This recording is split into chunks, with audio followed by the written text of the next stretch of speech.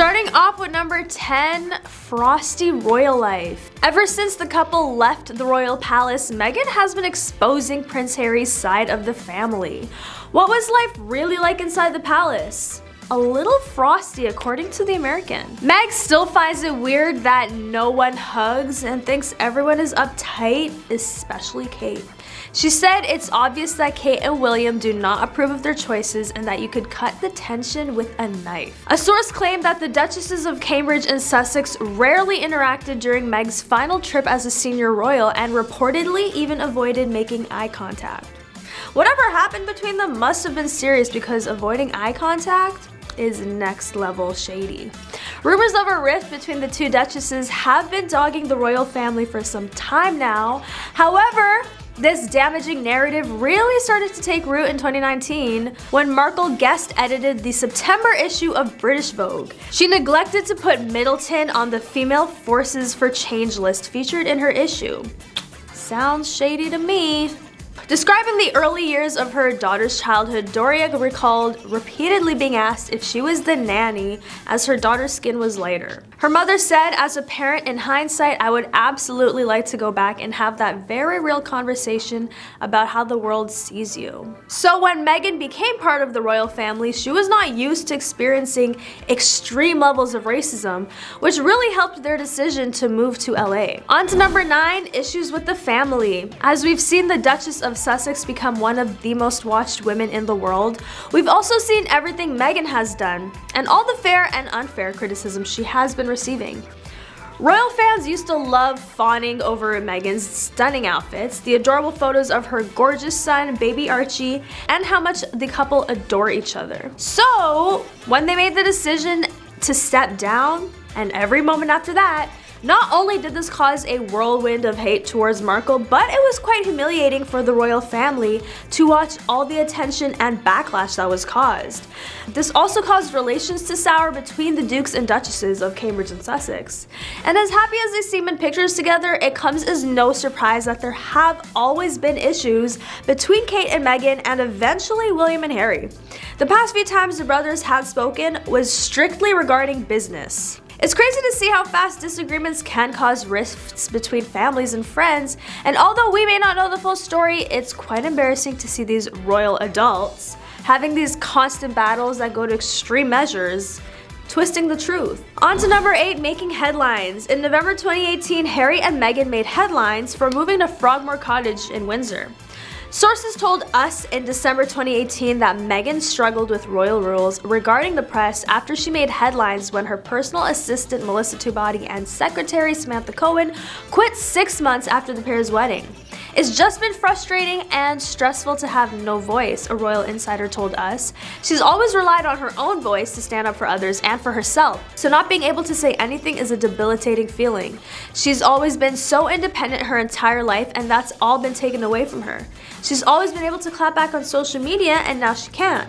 There were also reports at the time that palace staff didn't trust Meghan. While one staffer reportedly said she comes with a lot of baggage, another employee was allegedly overheard referring to her as Harry's showgirl. Yikes. It doesn't seem many took a liking to Meg when she arrived.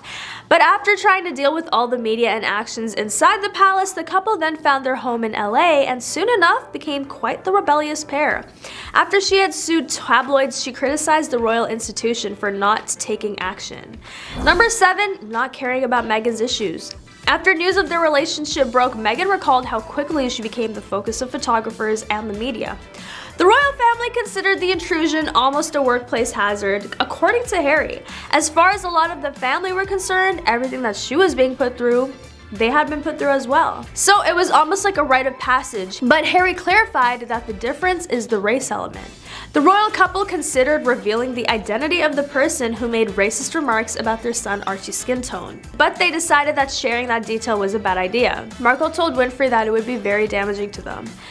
But I still do want to know who it was. Comment below who you think it would have been. During the sit-down conversation, the Duchess of Sussex did say, however, that the unnamed royal asked how dark their first unborn child would be. When Oprah asked Harry if he was okay with identifying that person, he said, "That conversation I'm never going to share, but at the time it was awkward. I was a bit shocked." But he did clarify that it was not Queen Elizabeth or her late husband Prince Philip who inquired. Queen Elizabeth did not watch the couple's primetime interview, but it has caused quite a bit of backlash on the royal family's reputation. A Buckingham Palace staffer told the authors, "There is a feeling that if it's ignored, it'll go away, but surely by now, they should have learned that never happens." The royal family was also quietly pleased that the Duchess couldn't make it to Prince Philip's funeral in April, since she was heavily pregnant with her second child, Lilibet Diana, and unable to travel. They reportedly fear that she would create a spectacle if she was there. Ouch. The drama between the Sussexes and the royal family has been going on for a while. Every time I find out a new piece of info, it feels like the drama is probably worse than they let on. But on to number 6, unsupportive of Charles's son Harry. Many of the prince's extended family members have kept relatively quiet about the drama, but both Charles and William have been hurt by Harry's words. The late monarch even tried to mediate the situation. A source claims with the way things are going, Charles may never forgive Harry, which hasn't gone down well with Elizabeth. She felt that he was putting his pride before the best interest of the monarchy. When the couple announced their plans to take a break from their senior roles in January 2020, the news came as a big shock to those closest to them. Prince William was blindsided by Harry and Meghan's decision and statement. William is incredibly hurt, but at the time he has his own family to focus on and is trying to move forward with his own life. Before Harry and Meghan settled down in California, the Duke of Sussex attended a series of meetings with his grandmother, Queen Elizabeth, and had a heart-to-heart about the situation. Nearly 1 year after their initial step away, Buckingham Palace confirmed that Harry and Meghan were not going to return as working royals, but this also led them to claiming that they felt a lack of support and lack of understanding from the firm. Number 5, press and paparazzi. Harry has been very vocal about the media's role in his family life, starting with footage taken outside the hospital following his birth. Of the ongoing attention throughout his childhood, he recalls the majority of his memories are of being swamped by paparazzi. As a child, he had to learn how to handle the attention. He later talked about how his mother, the late Princess Diana, rest in peace, did a really good job in trying to protect her kids and would even confront the paparazzi. Footage of family ski holidays was included to highlight this. Being a royal and all, I get why people would want to know what you're up to, but having cameras follow you everywhere, even against your will, that's an exhausting life for sure. Would you be able to handle it? On to number 4, unconscious bias. In contrast to Meghan's experiences growing up mixed race, Harry said that there was a huge level of unconscious bias in the royal family. The thing with unconscious bias is actually no one's fault, but once it's been pointed out or identified within yourself, you then need to make it right, he said. Number 3, the royals don't hug. Big shocker. Meghan recalled meeting Prince William and his wife Catherine over dinner, oblivious to royal protocol. She said she was barefoot and wearing ripped jeans at the time. She described herself as a hugger, but said that this can be jarring for some British people. Like, I understand not wearing any shoes in your house, but completely barefoot can be a little too much, especially in front of guests. Hopefully Meghan knows for next time to wear slippers or even just some socks. During her 16-day South Pacific tour, Markle sported several different looks and unfortunately suffered some wardrobe malfunctions along the way. But there was one particular feature included in her attire that royal etiquette experts took issue with. She wore a white tuxedo dress during an event in Wellington. The outfit drew praise from fans, but royal experts were critical of the relaxed look. Markle was captured on camera several times with her hands inside her pockets, a gesture Hansen said was inappropriate for Duchess. There is good casual and there is bad casual. Placing a hand in the pocket is too relaxed and unprofessional. The etiquette guru said it's not too much of a fashion faux pas, though he suggested she avoids tempted fate by opting for dresses and other clothing without pockets in the future. Will the world end? No. It's just a small blip in Meghan's usually delightful manners that can be easily corrected for future engagements, Hansen told a British newspaper. Number 2, the journal. Meghan Markle's aides were terrified of what she might say after only one podcast episode was released. However, following her in-depth cover interview with The Cut, new concerns have been raised regarding the Duchess of Sussex's potential speech and the royal family's impact. The journal she kept while working as a royal, which she told The Cut she found when she returned to the UK for her jubilee is a particular point of contention. And although Meghan didn't say anything else about the journal or its contents, it probably talks about her negative time with the royals in England. When it comes to the royals, it appears that there is already some concern regarding the existence of this journal and the possibility that it'll be published. According to a source who spoke with The Sun, Harry and Meghan were told to ignore newspapers and social media, but sometimes staff would say to them, "So sorry about what was written the other day," and she would hit the roof. As a form of protection, she recorded everything in her diary. It would undoubtedly be a dynamite weapon if it ever came into existence. This journal appears to have been rediscovered this summer, packed and shipped back to Montecito. The revelation that Meghan rediscovered what she was writing in her journal at Frogmore Cottage must trigger warning signals to the royal family. A royal expert and author, Margaret Holder, told the outlet. She went on to say that the Duchess had enough time in the royal fold to learn secrets, some of which were decades old, which could cause the monarch and the family embarrassment and heartache, but could earn a fortune for Meghan. Who knows what kind of team Meghan has on the royals, and more importantly, on King Charles. What do you think? Let me know in the comments. And on to number 1, fitting in. Before taking a break from her royal duties in January 2020, Meghan Markle broke down in tears because of how hard she tried to fit in. The former Suits star admits, "I tried so hard" in the second half of Harry and Meghan, which was released on Netflix. She continues, "That's the part that's so triggering because you still don't fit in and it wasn't good enough." In the documentary, Markle talks about leaving England and says that a man in charge of the plane's crew took off his hat and thanked her for everything she did for the country. "It was the first time that I felt like someone saw this sacrifice. Not for my own country, but for this country," the Duchess of Sussex recalled. "It's not my thing." Markle claims that she fell into the arms of one of Prince Harry's longtime security guards when the couple arrived in Canada. The former star of Deal or No Deal says that she even told the employee of her husband that she tried so hard, and he responded, "I know you did, ma'am. I know you did. I'm aware you did." Starting off with number 10, tax fraud. The family has been exposed numerous times and has been dealing with a number of issues, one of which is tax fraud.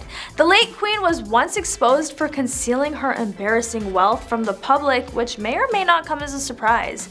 It was alleged that Queen Liz's private attorney pressed ministers to modify proposed legislation to prevent the public from learning about her shareholdings. Even though the Queen's actual holdings were never made public, we can only assume that they were obviously in the hundreds of millions of pounds. Invested at least $13.1 million into offshore tax-sheltered funds located in the Cayman Islands and Bermuda, according to Newsweek. Party leaders and anti-monarchists investigated the Queen's finances, specifically her private funds, the Duchy of Lancaster, and discovered that the Queen is evading taxes on her $680 million duchy by $15 million. On to number 9, cheating scandals. The multiple cheating scandals coming in at number 9 on the countdown. Realizing that the royal family has existed for tens of thousands of years has resulted in numerous scandals involving cheating. The beloved future king Prince William was once the subject of speculation. Rose Hanbury, a friend of the family for a long time, was one of the alleged partners. According to reports, this took place while Kate was expecting Prince Louis, the couple's 3rd child. Yikes. Rose, Kate's best friend, reportedly attempted to steal her man during all of this. It is common knowledge that Kate and Rose had a terrible argument, and an insider asserted they used to be close, but obviously that is no longer the case. After the incident, Rose was removed from the social circle by Kate, and William made an effort to settle the situation between the two women. However, when British socialite and food critic Giles Corrin posted the following tweet, "Yes, it's a love affair, although I have not read the piece, I am aware of the affair.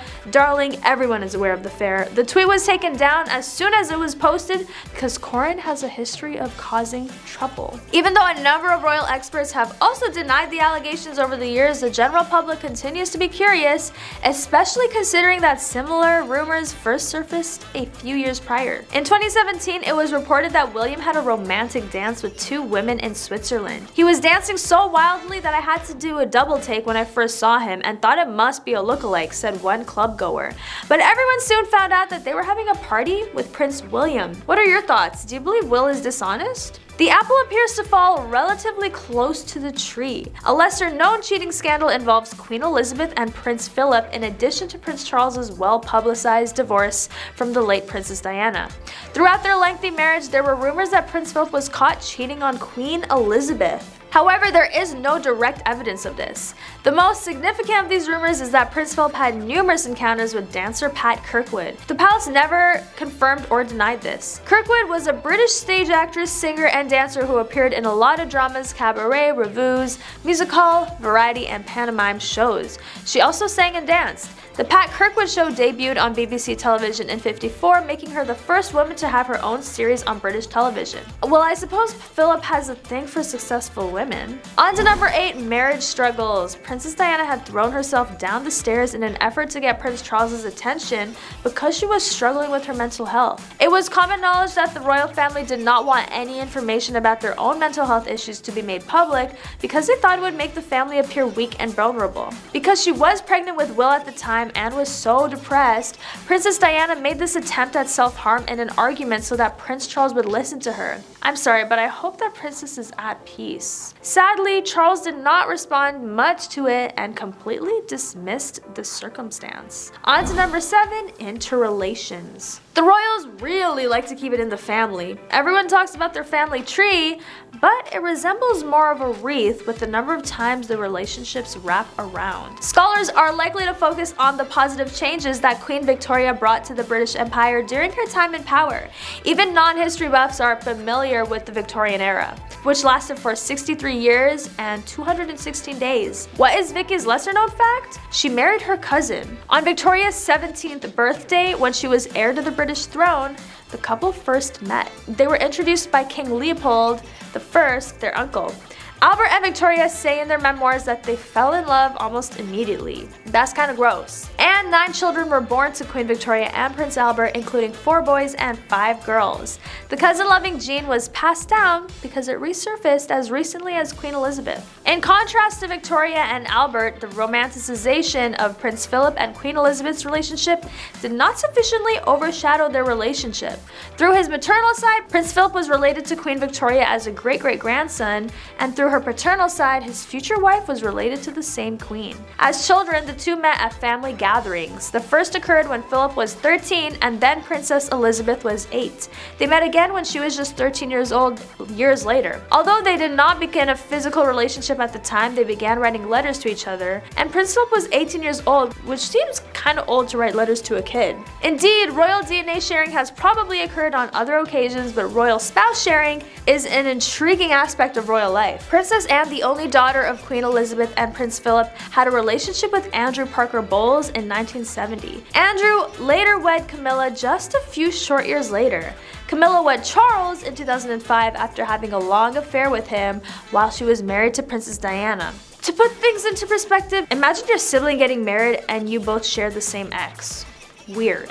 However, sibling hopping, which has undoubtedly occurred in the royal family, is even more bizarre. Given their turbulent relationship, it is impressive that Charles and Diana were married for 15 years. However, Prince Charles started out by dating Diana's sister. Diana's sister Sarah, whom Prince Charles dated prior to starting a relationship with Diana, actually introduced the future couple. That information about the new king is odd, even though it is neither illegal nor technically incorrect. On to number 6, hidden family members. While most of the royal family is on display like an art exhibit gone rogue, there have been moments throughout history where they try to hide the regal members they don't deem adequate for the public eye. Prince John was the youngest son of King George V, the Queen's grandfather. When he passed away at only 13 years old, we didn't hear anything about him again. The young boy reportedly had epilepsy, and the royal family used a familiar tactic to cope, hiding the child from public view. Royal biographer Christopher Wilson has documented that some family trees entirely leave out Prince John's name. If they feel they have somebody that isn't up to snuff, they want to write them out of the history books, which happened in Prince John's case, Wilson said. However, this wasn't the first time the royals had hidden away family for the sake of a public image. Nerissa and Catherine Bowes-Lyon were first cousins of Queen Elizabeth. They were each born with mental disabilities and were hidden away at the Royal Earlswood Institution for Mental Defectives at ages 22 and 15. Their family also also reported the girls passed in 1961 to hide their existence from the public even further. Catherine and Queen Elizabeth were born in the same year, but because the family had little to no understanding of navigating mental disabilities, they lived incredibly separate lives. Nerissa lived another 25 years after being initially labeled deceased, and Catherine only perished in 2014. Crazy to think about the people who are supposed to love you most abandoning you for something out of your control. On to number 5, the extensive travel budget. There is more to the royals' family large travel budget than just their wealth. It puts into perspective how careful they must be when traveling, as one trip in 2017 cost $5.8 million. A few trips these royals have taken in the past few years came with an outrageously priced bill. Charles and Camilla have somehow managed to spend $530,000 on a tour they took through the Caribbean. Other trips that were pretty pricey were trips taken by Will and Kate, estimating around $130,000. I need to somehow find a way to go on these trips. I know they have a blast. I mean, how can you not if you're spending hundreds of thousands? Just in case you haven't noticed, they're very careful of the public persona. They feel like they have this sense of responsibility to the public that funds their lifestyle. If they were acting reckless, they probably wouldn't have as much support, so that makes sense.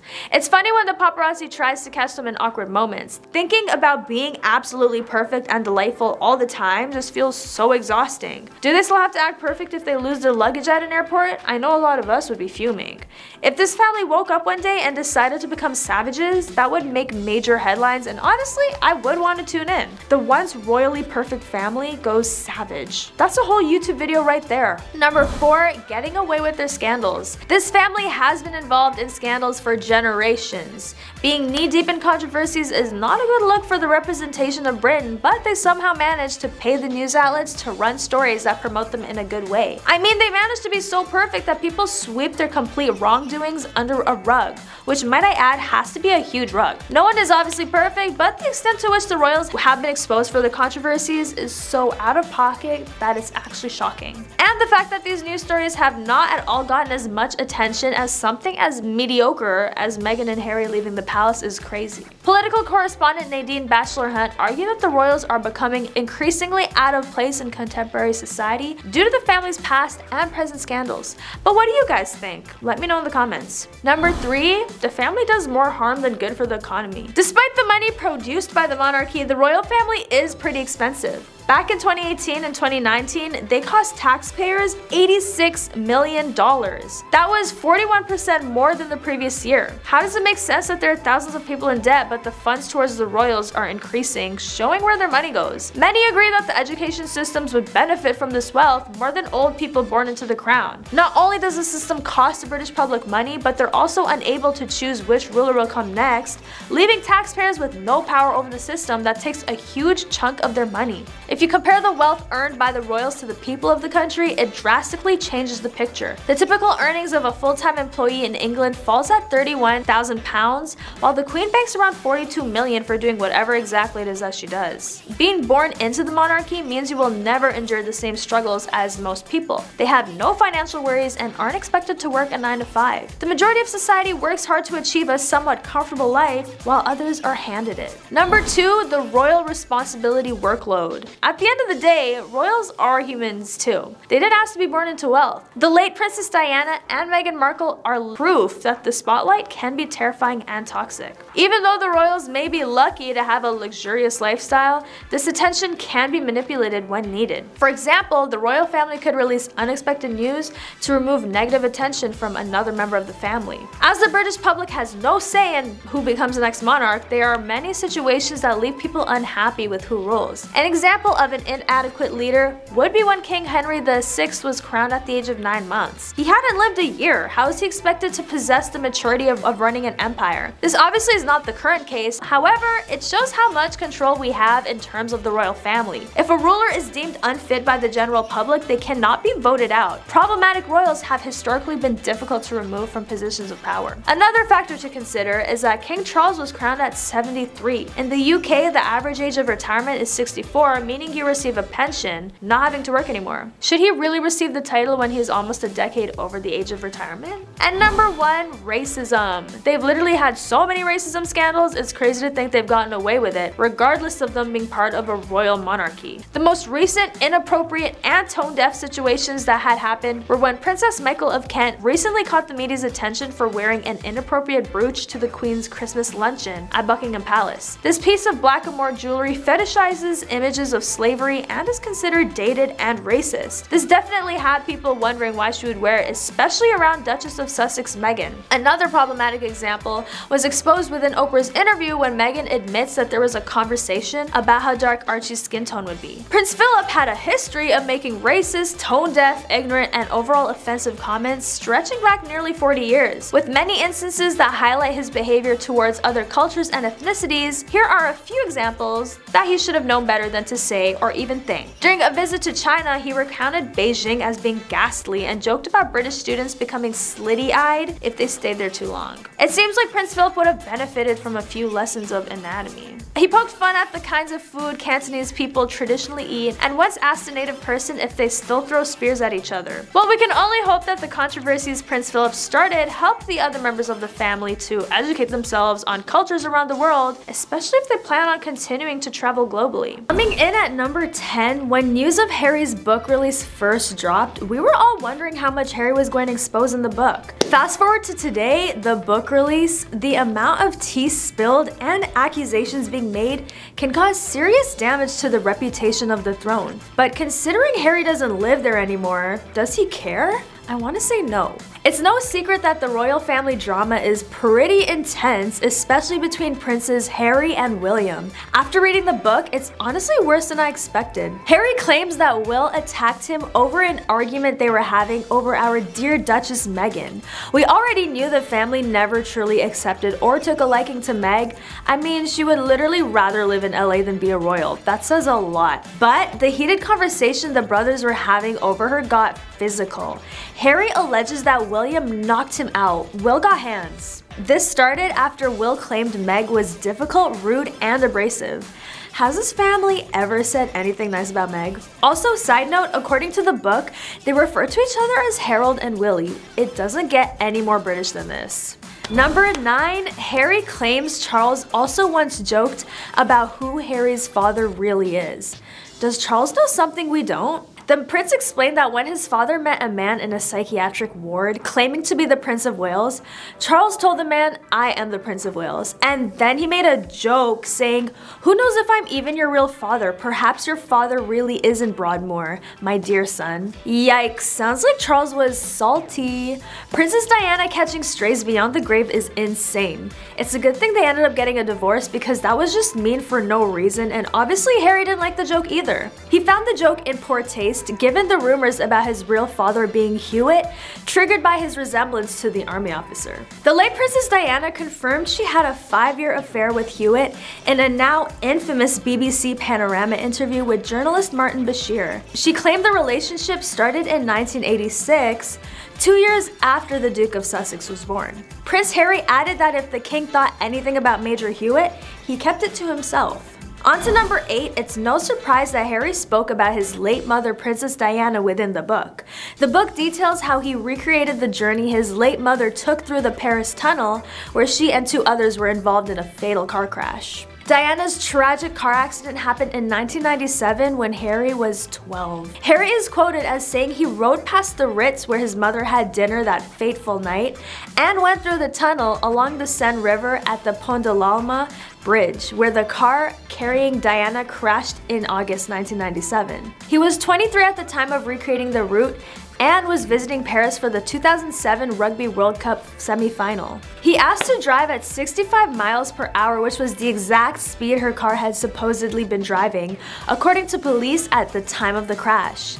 I'd always imagined the tunnel as some treacherous passageway inherently dangerous, but it was just a short, simple, no-frills tunnel. Harry says before adding that there was no reason anyone should ever lose their life inside it. Is Harry insinuating something? What do you guys think? Let me know in the comments below. Harry also writes that he asked his driver to go through the tunnel a second time. Even though he initially thought this would give him closure, instead it brought him more pain. It is always sad to lose someone close to you, and at the age he lost her at, plus the lack of support he had from the family was more difficult for his grieving process. Separately, Harry also shares his attempt to contact Diana through a woman who claimed to have powers.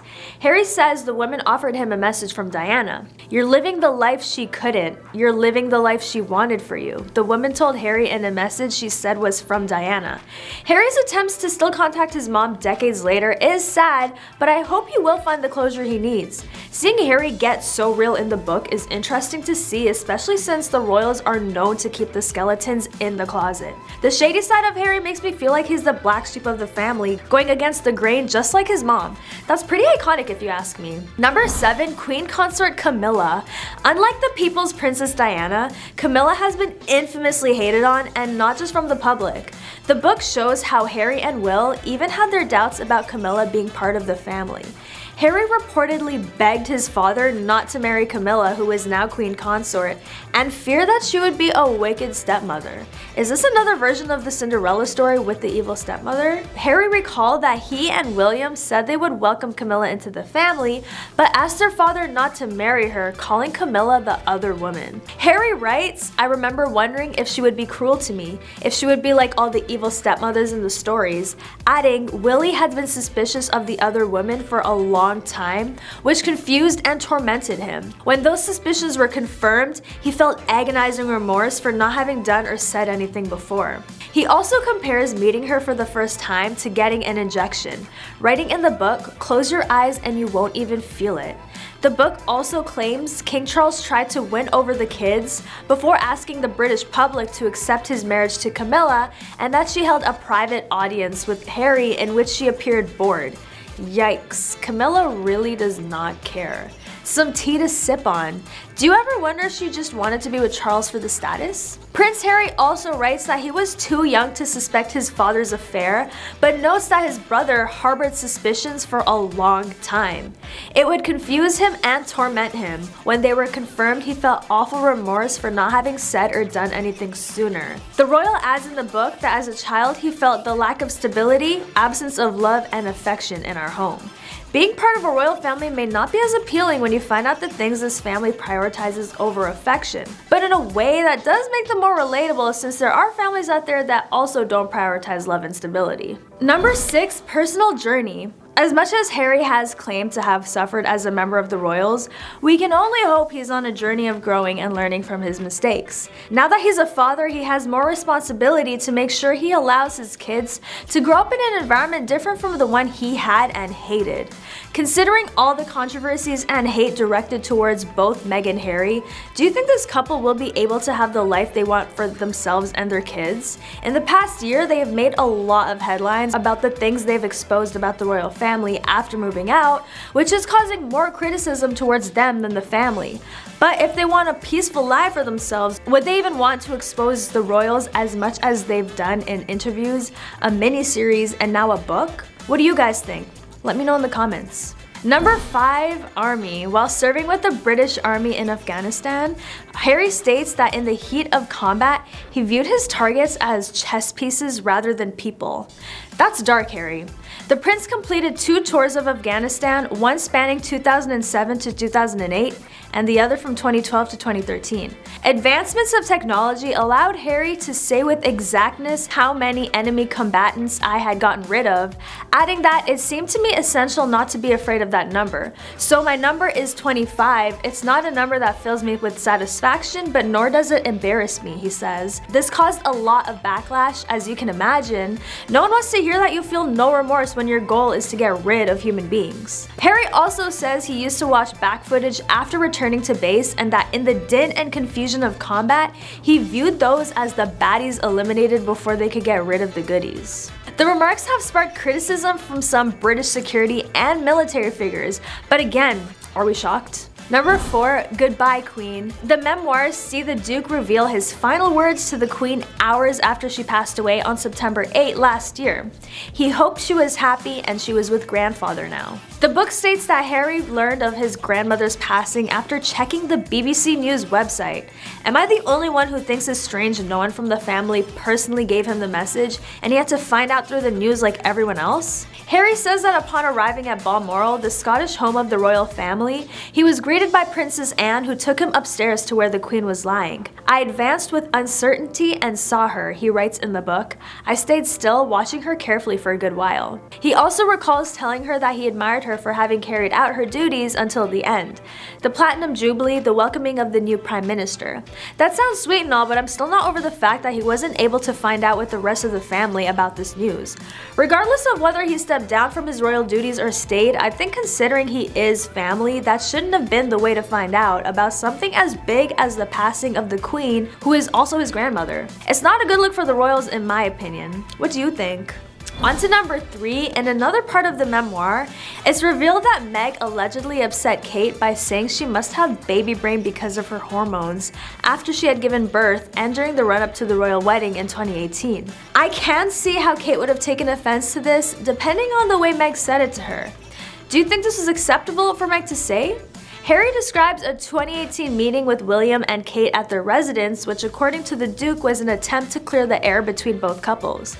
Harry recalls Will calling Meghan rude while pointing his finger, saying these things are not done here, to which Meghan reportedly replied, "If you don't mind, keep your finger out my face." Prince Harry also reportedly claims in his book that Kate demanded an apology from Meghan for offending her.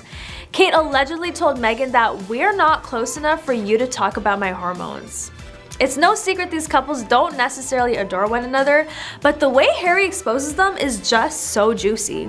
Harry went on to say that Meghan said she spoke to all her friends that way before his brother Prince William pointed his finger at Meghan and accused her of being rude. The Duchess of Sussex is then said to have declared that she had not wanted to offend Kate. Harry writes in defense of his wife, Meg said that she had never intentionally done anything to offend Kate. What do you guys think? Was this intentional or is Kate just finding reasons to be upset? Number 2, racism. As we all know, Meg has dropped many accusations about racism towards her. With the family's long history of racist allegations, this is another one to add to the list. As a member of the royal family, the conversations they had claimed to have about the color of Harry and Meg's son is really wild to think about. And as infuriating as it was for Meg, it is pretty understandable why she wouldn't want their kids to grow up around people who may not necessarily accept them for their identity. Number 1, coronation.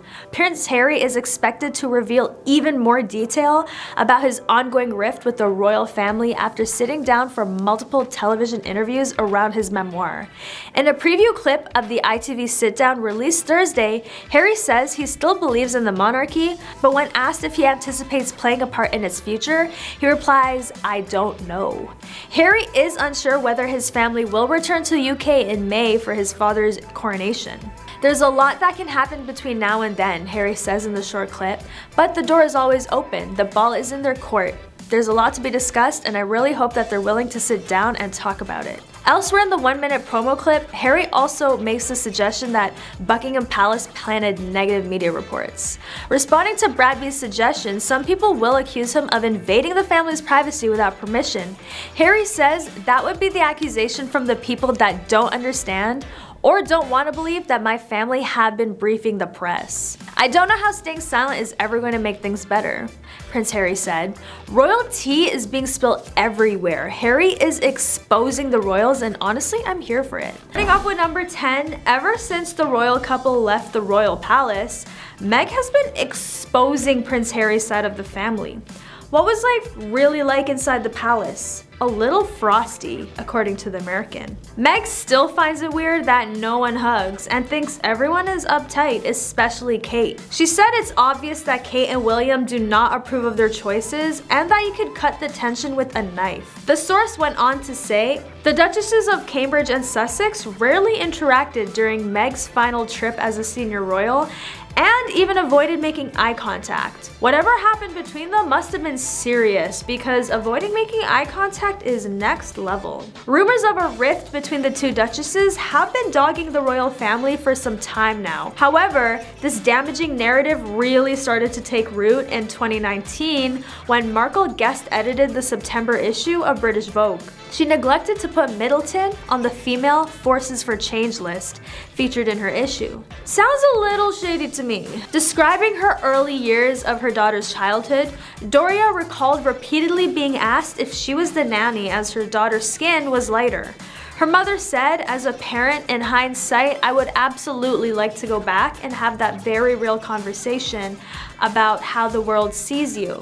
So when Meg became part of the royal family, she was not used to experiencing extreme levels of racism, which really helped their decision to move to LA. Number 9, the Duchess discussed her estrangement from her father following a controversy over whether he staged a series of paparazzi-style photographs in the lead-up to their 2018 wedding. Harry described the situation with his father-in-law as incredibly sad. "I shouldered that because if Meg wasn't with me, then her dad would still be her dad," he said. Meghan opened up about her half-sister Samantha, who she said she hadn't seen since her early 20s, but who frequently spoke of her in the media. Meghan said, "I don't know your middle name, I don't even know your birthday. You're telling those people that you raised me and you've coined me Princess Pushy." Also interviewed on the show was Ashley Hale, Samantha Markle's estranged daughter, who Meghan remains close with. According to Meg, her reception in the palace was pretty cold, saying she felt a lack of warmth at royal family gatherings and finds all the standoffish behavior very odd. On to number 8, in contrast to Meghan's experiences growing up mixed race, Harry said that there was a huge level of unconscious bias in the royal family. The thing with unconscious bias is actually no one's fault, but once it's been pointed out or identified within yourself, you then need to make it right, he said. On to number 7, Meghan recalled meeting Prince William and his wife Catherine over dinner. Oblivious to royal protocol, she said she was barefoot and wearing ripped jeans at the time. She described herself as a hugger, but said that this can be jarring for some British people. "I understand not wearing any shoes in your house, but sometimes being barefoot can be a little too much, especially for the guests. Hopefully Meg knows for next time to wear sandals or even just throw some socks on, girl." During her 16-day South Pacific tour, Markle sported several different looks and unfortunately suffered some wardrobe malfunctions along the way. But who doesn't, right? There was one particular feature included in her attire that royal etiquette experts took issue with. She wore a white tuxedo dress during an event in Wellington. The outfit drew praise from fans, but royal experts were critical of the relaxed look. Markle was captured on camera several times with her hands inside her pockets. A gesture Hansen said was inappropriate for a duchess. There is good casual and there is bad casual. Placing a hand in the pocket is too relaxed and unprofessional.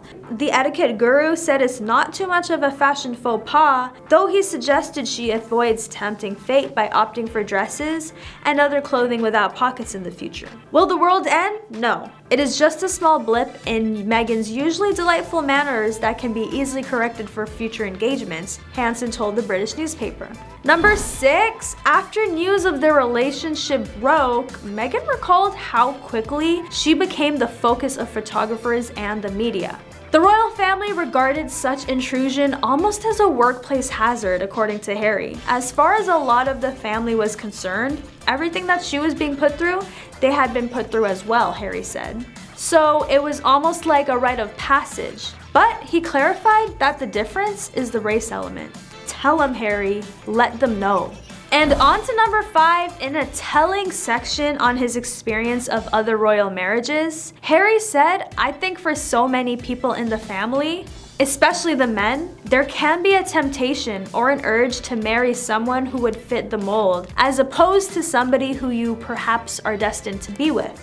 The difference is between making decisions with your head or your heart. And my mom certainly made most of her decisions, if not all of them, from her heart.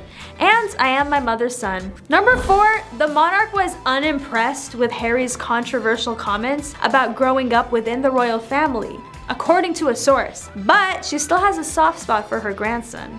Harry was also close with late Philip. Meghan, for her part, spoke highly of the Queen during the pair's CBS interview in March 2021. "The Queen has always been wonderful to me," she said, reflecting on learning to curtsy ahead of their first interaction. When they welcomed their daughter Lily, Elizabeth was apparently overjoyed. With the couple in California full-time, they've done their best to stay in touch with Harry's relatives. Before Prince Philip passed away, he had a funny way of ending the Zoom calls. "My grandfather, instead of pressing leave meeting, he would slam the laptop closed," Harry teased in a February interview. In April 2022, Harry and Meghan stopped in England to visit the Queen while on their way to the Invictus Games in the Netherlands. The prince had not been to the UK since he and William unveiled the statue of their mother in July 2021, while Meghan had not returned since the duo made their royal exit official in March 2020. Back in June of 2022, the Duke and Duchess of Sussex traveled back to the UK to celebrate the monarch's 70 years on the throne during her Platinum Jubilee. While the couple did not stand with the Queen on the Buckingham Palace balcony for the Trooping the Colour, they enjoyed the parade from the Major General's office that overlooks the grounds. The sovereign passed away 3 months after the Platinum Jubilee. Counting down to number 3, Harry has been very vocal about the media's role in his family life, starting with footage taken outside the hospital following his birth. Of the ongoing attention throughout his childhood, he recalls the majority of his memories are of being swamped by paparazzi. As a child, he had to learn how to handle the attention. He later talked about how his mother, the late Princess Diana, did a really good job in trying to protect her kids, and would even confront the paparazzi.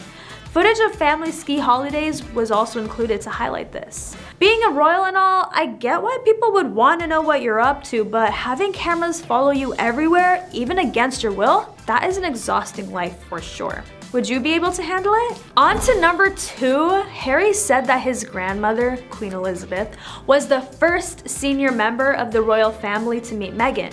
Meghan recalled being told that she would have to curtsy, while Harry admitted that to a foreigner, the concept of curtsying to the Queen is weird. He went on to say that members of his family were incredibly impressed, though were uncertain about the difference in their backgrounds and thought that her being a Hollywood actress meant that it won't last. "The actress thing was the biggest problem, funnily enough," said Meghan. "There was a big idea of what that looks like from the UK standpoint. Hollywood? It was very easy for them to typecast that." While Harry and Meghan visited the Queen in England, the couple made their first official return to royal events during Elizabeth's Platinum Jubilee, a 4-day event that honored her 70 years on the throne. The late Queen Liz was unimpressed with Harry's controversial comments about growing up within the royal family, but she still has a soft spot for him, as most grandparents would. As he continues to speak out about his experience behind palace walls, Harry has taken aim at his father's parenting, committing to follow a different path with his 2 kids. "I'm gonna make sure I break that cycle so I don't pass it on," Harry said on the Armchair Expert podcast in May 2021. Meghan revealed in an interview with The Cut that Harry felt he lost his dad as a result of stepping down from the royal family. "It doesn't have to be the same for them as it was for me and my father Thomas Markle, but that's his decision," she said. And lastly, number 1, many of the prince's extended family members have kept relatively quiet about the drama, but both Charles and William have been hurt by Harry's words. The monarch even tried to mediate the situation. A source claims, with the way things are going, Charles may never forgive Harry, which hasn't gone down well with Elizabeth. She felt that he was putting his pride before the interest of the monarchy. That's a true queen right there. That's called good judgment. When the couple announced their plans to take a break from their senior roles in January 2020, the news came as a big shock to those closest to them. Prince William was blindsided by Harry and Meghan's decision and statement. William is incredibly hurt, but at the same time he has his own family to focus on and is trying to move forward with his life. Before he and Meghan settled down in California, the Duke of Sussex attended a series of meetings with his grandmother, Queen Elizabeth, and had a heart-to-heart about the situation. Nearly 1 year after their initial step away, Buckingham Palace confirmed that Harry and Meghan were not going to return as working royals. This also led to them claiming that they felt a lack of support and lack of understanding from the firm. The royal couple considered revealing the identity of the person who made racist remarks about their son Archie's skin tone, but they decided that sharing this detail was a bad idea. Markle told Winfrey that it would be very damaging to them. During the sit-down conversation, the Duchess of Sussex did say, however, that the unnamed royal asked how dark their first unborn child would be. When Oprah asked Harry if he was okay with identifying that person, he said, "That conversation I'm never going to share, but at the time it was awkward.